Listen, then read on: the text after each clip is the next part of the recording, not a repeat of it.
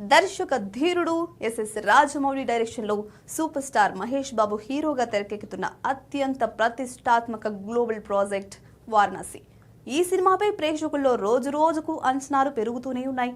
భారీ బడ్జెట్తో తెరకెక్కుతున్న ఈ అడ్వెంచర్ యాక్షన్ చిత్రానికి సంబంధించి ఇప్పటికే ఎన్నో వార్తలు సోషల్ మీడియాలో వైరల్ అవుతుండగా తాజాగా మరో ఆసక్తికర ప్రచారం మొదలైంది.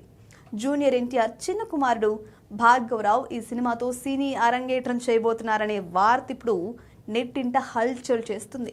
వారణాసి సినిమాలో మహేష్ బాబు పోషిస్తున్న రుద్ర పాత్ర చిన్ననాటి పాత్రలో భార్గవరావు కనిపించే అవకాశం ఉందని టాక్ వినిపిస్తుంది. రాజమౌళి సినిమాలో చిన్ననాటి పాత్రలకు ప్రత్యేక ప్రాధాన్యం ఉండడంతో ఈ ప్రచారం మరింత వైరల్ అవుతుంది. ఒకవేళ ఇదే నిజం అయితే మహేష్ బాబు సినిమాలో ఎన్టీఆర్ తనయుడి ఎంట్రీ అభిమానులకు డబుల్ ట్రీట్ అవుతుందని నెటిజన్లు కామెంట్లు చేస్తున్నారు.